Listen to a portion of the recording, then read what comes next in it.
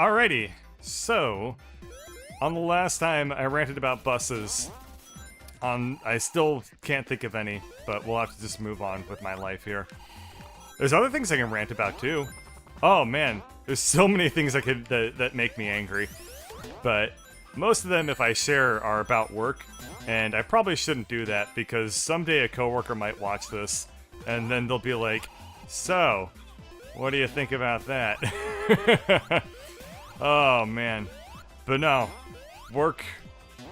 Never mind. Here's another random thought from my childhood. When I was a little kid, I lived in an area that had a lot of, like, I don't know how to describe it, used car lots. I guess is what they were. But I had a lot of things that just, they were just like businesses that would buy spotlights, much like these blue or these cyan and magenta ones that you see here. That I would just as a little kid be like, "What are these for? Why are there spotlights everywhere? What are they trying to highlight? Why are they just beaming stuff into the air all the time?" And I asked my mom, and she was like, "Yeah, that's just a used car dealership." And I was like, But it must be the best used car dealership ever. Granted, I was like 6 at this time. But I was like, why don't we go? Why don't we go to the used car dealership and understand what exactly is so great about it that they feel the need to advertise themselves with lightsabers into the sky? And my mom very rightfully said, "No, we're not doing that." And I was so disappointed, and every time we went anywhere, I would see this is blind, yes, this is totally a blind playthrough. Every time we went anywhere, I would just be like, who are you? Who are you selling these cars? I want to go and find out more about you.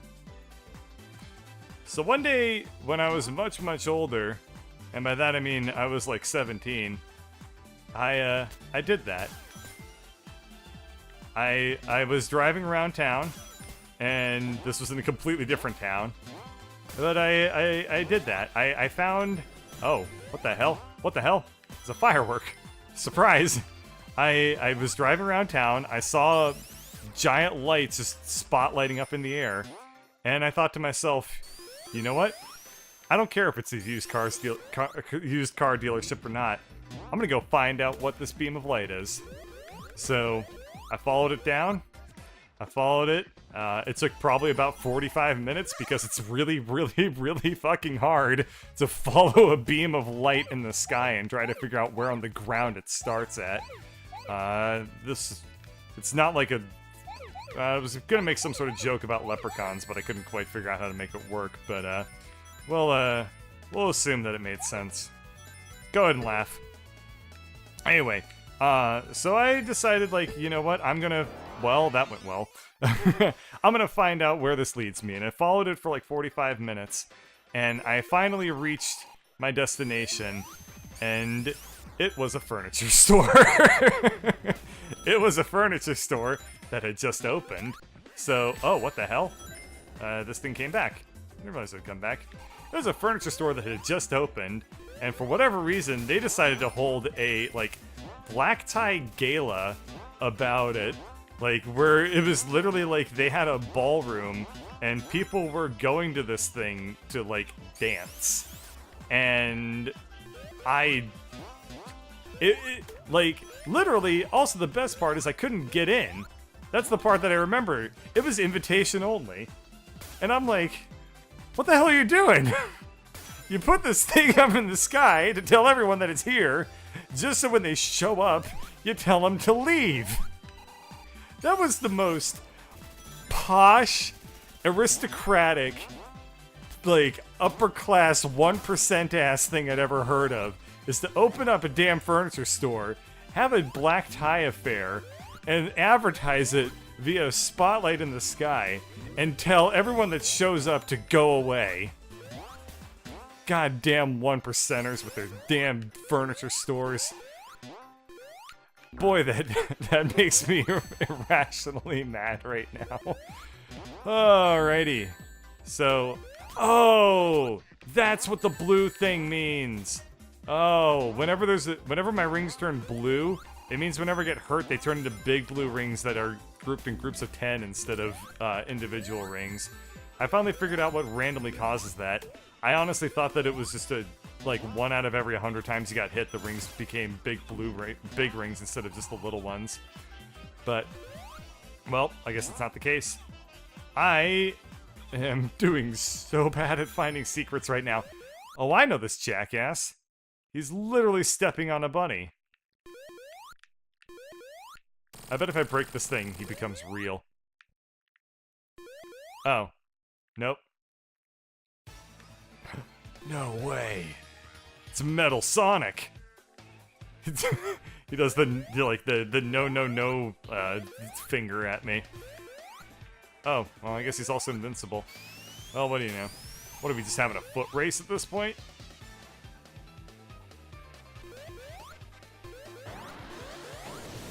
Ow! Yeah, I'm not too sure what I need to be doing.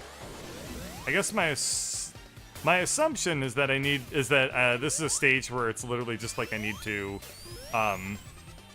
go to the right for a little while and reach the end of the course. Maybe I'm wrong. Oh. Maybe I'm right. What the hell is this? Oh, he's gonna turn into a giant robot. Ow. What the hell? Metal Sonic can summon baby Metal Sonics? That... Huh. I don't think this is how robots are made. If so, that would explain why they're really expensive. They got... something about the color scheme, or... I don't know, there's something about the sprite of the little baby Metal Sonics is that they kind of look like Mega Man to me. And I don't know why I think that. Oh well. Might just be because they're pixelated. Boy, this is... I think I'm doing this wrong. Do I need to be... Do I need to, like, hit this thing into Metal Sonic? Because Metal Sonic is the boss, it's not the babies. I think I need to... What the hell do I need to do? Yeah, I'm definitely doing this wrong, because I'm just getting points, and now I don't have a ring anymore. Okay. Yeah, I need to, like, hit the... Okay, when the Metal Sonic is up in the air, and he's in ball form, then I'm supposed to hit the ball, the Metal Sonic ball upwards. Which means... Oh, I know what I need to do. I need to die. That's just not what I meant to do. No, I know what I need to do. What I need to do is I need to... When I... Yeah, so basically, I need to jump when the Metal Sonic is about to dash up in the air. And then, if I do that, then he should arc up and then hit the Metal Sonic, like the real one. And just like in real life, your children exist purely to harm you. I'm looking forward to being a dad someday. Ow! Mostly because if I do have a child, or they're gonna become, like, the troll master. As much as I like to troll people, my child is gonna be, like, born of the troll. I merely had to learn how to troll people, but my child will be, they'll have been born into trolldom. So you know that they're gonna troll me, and I will be usurped, and then perhaps even destroyed. Okay. Let's do this. Nope, that didn't work. Okay, so what we need to do is jump right about now. Nope. Okay. If you're reading this, kill it and let it start a spin dash. And, okay, so a spin dash is apparently what will do it. As soon as I see it start to do one. Whoa. That worked really weirdly. Okay, so I gotta spin into it when it starts charging. Okay. How in the hell was I supposed to figure that out? Oh, nice! Okay, that makes sense. Well, once again, Sonic prevails with its amazing tutorials. Oh no, it came back to haunt me. No, why? Okay. So, if I wait until it's like, if I do it like right when it's at the center, it won't work. I have to. No, nice. I have to do it when it's. Oh, nice Tails with the swiggity swags. No, I have to. If I do it right when they spawn in, it doesn't work because the game is, I assume, designed to make it so that it doesn't let you get off that easy. So if that's the case, then I'll need to probably do it this one. Ah, damn it. Yeah, the slightly annoying thing is that Metal Sonic can still attack you. So I have to somewhat try here. Ow. Okay. Let's see. I need to lure an attack over there. He should start spinning up. And now I can hit him. Boom! Okay, with one ring, I now have everything I need to face off against Metal Sonic. Alright, 6 rings. I'm 6 times more indestructible than I ever was before. Okay, that went poorly. 1 ring, I'm now... Oh, 3 rings. I'm now half as indestructible as before. 1/3. Alright, 100% of 1/2. Cool. This is a... You know... I had a little bit of a bone to pick with that. I had a lot of bit of a bone to pick with that. How in the hell am I supposed to dodge that attack when I can't even see where it's coming from until I move, like, right up next to it? And I suppose Sonic's pretty guilty of doing that in general. I guess I need to do it via audio cue. So as soon as I hear, like, that or whatever, it means that I'm about to die. He's gonna be like, no, no, no. But I'm like, no, no, no. That's my Sonicness. Oh. Oh. Oh, no, no, no. Can I hit him? I can indeed. It's a giant Eggman? No. Robotnik in the background? Yep. So it is. Oh. Okay. Oh, no. Oh, no. This is neat. This is actually really neat, and I'll explain why. This level doesn't take place in a normal Sonic plane, where you are just supposed to go left to right, and that is the entire level. Like, this is very interesting because this is actually taking place on a cylinder. So what's really cool about it is that in a lot of other situations, you would expect it to go into like this 3D effect where you're actually running around the surface of a physical cylinder, and maybe Sonic, maybe it goes into like the sphere world, except it becomes a cylinder world instead. Like, they totally could have done that. But what they did instead was they just had it so that the level wraps around. So if you go all the way to the right, it makes you appear on the left. Really? Yes! Oh my god, I was hoping that this would make an appearance. Oh shit, this level is my jam. I freaking love Hydro City Zone. Just the music, the atmosphere, this part where you let go and the things break. Oh, the fish hooks, that's different. I've never seen that before. But this is my shit right here. You really can't. This is awesome. I love Hydro City Zone. So I remember how I was talking about the chemical plant earlier as being like a level that really activated my imagination as a little kid. This one did that to the extreme. And I'll show you why when we get to that, get to a very specific part of this level later on. But, okay, I need to make sure I get some air here. You know, you might think to yourself, like, wow, this is a level that's entirely underwater, therefore it's going to be, like, insanely hard. And the answer to that is, yeah, actually, this is not a particularly easy level. This was, I think, the second level in the game that it was in. I think this was another Sonic 3 level. This was the second one, and it was really, really tough. And the reason that I loved this level is because it had this really cool underwater and above water dichotomy. And as you can see right here, They preserved that. What I'm a little sad to see is that they didn't preserve a certain visual effect. And, oh, this is new. Yeah, there weren't boats in the Sonic that I know. What happens if I grab onto this green hook? It drained the water. Oh, well, I guess I ruined any sort of boat adventure. There's a certain sort of visual effect that I feel is they're missing. Maybe it only happens in Act 2. But one thing I really liked about the start of this level is that it's the exact same beginning to the original Hydro City Zone. In fact, this part's also the exact same. Okay, that was really, really, really close. Okay, how do I go up from here? I don't think I can.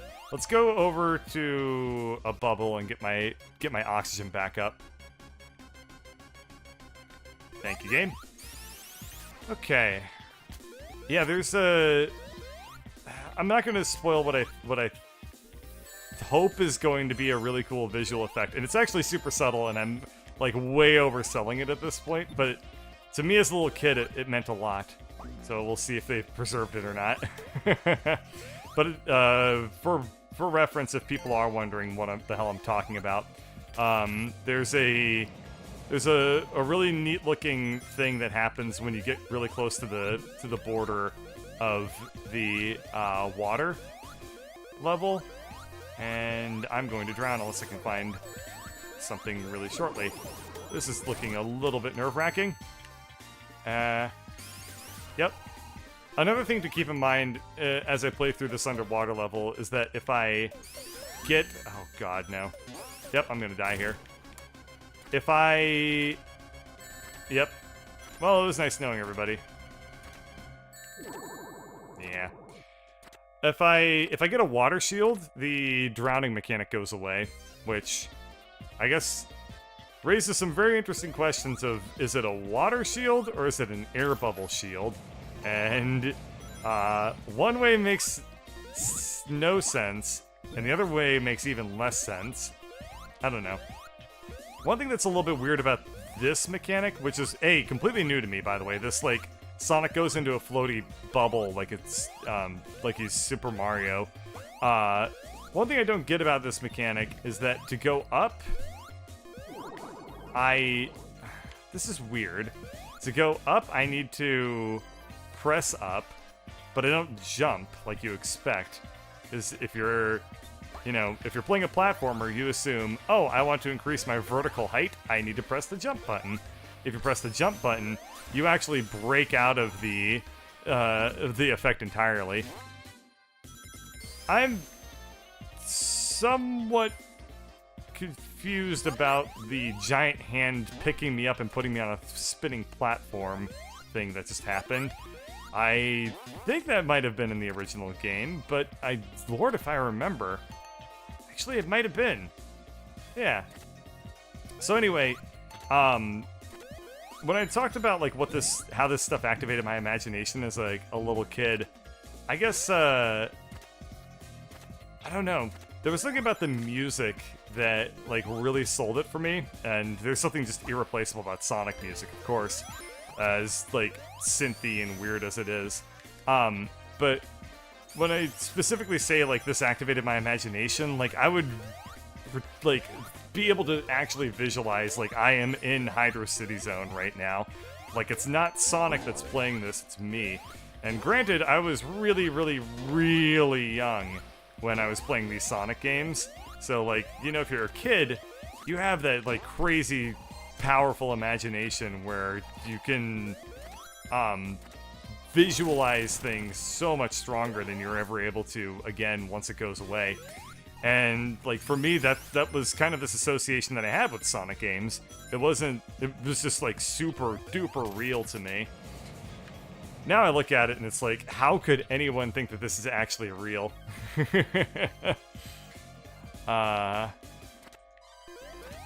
Anyway.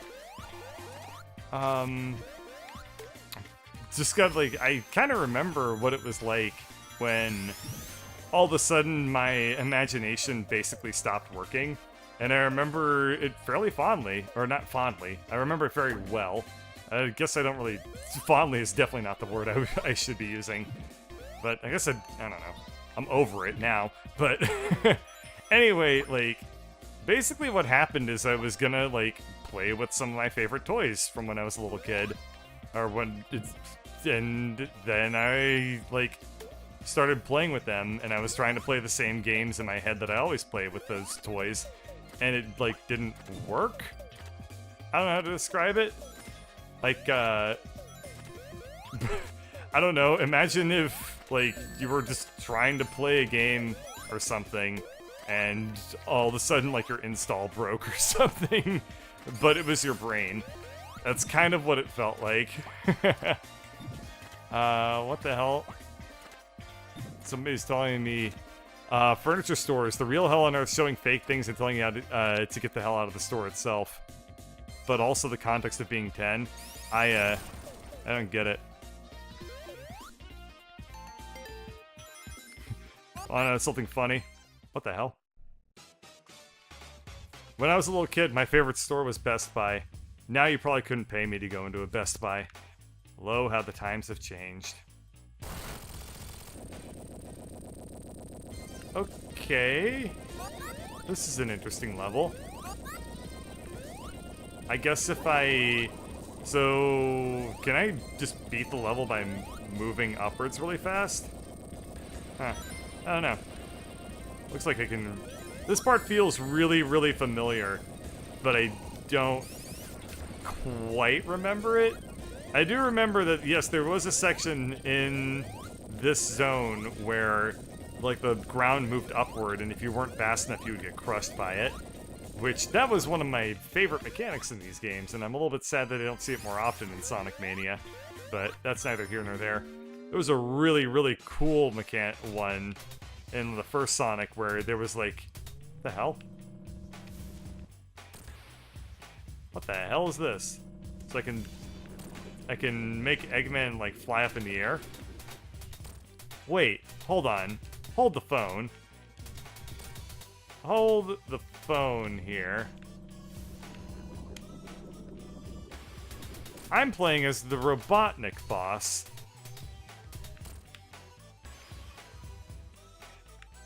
So I press down to launch an attack. Wait. I remember this. They flipped the roles. So, in Hydro City Zone, this was the boss that you... The thing that I'm playing as right now was the boss that you fought. But apparently, in this... Wow. What the hell's the point of the bomb, then? I guess it's just to knock him into a certain position, so when I pick him up, the spheres don't hurt me. But no, you had to, like, suck up... Dr. Robotnik would attempt to, like, suck you up into the fan at the bottom of the thing, and if it touched you, it hurt you. Apparently, the game designers decided to flip that roll around, which is actually amazing. That is a cool, clever idea. Wow.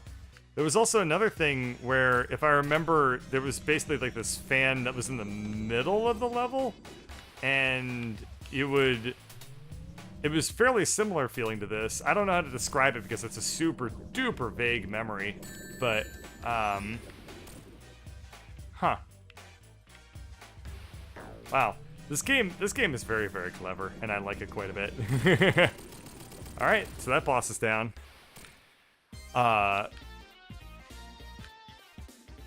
Act 2, maybe? Can I jump on this thing again? Wouldn't it be funny if I died? If I just fell straight through it and died? Cool. Alrighty, let's see what Hydro City Zone 2 has for me. I hope that it has that visual effect. If it doesn't, I'm going to be very, very sad. But we'll play more of this next time, so thank you all for watching.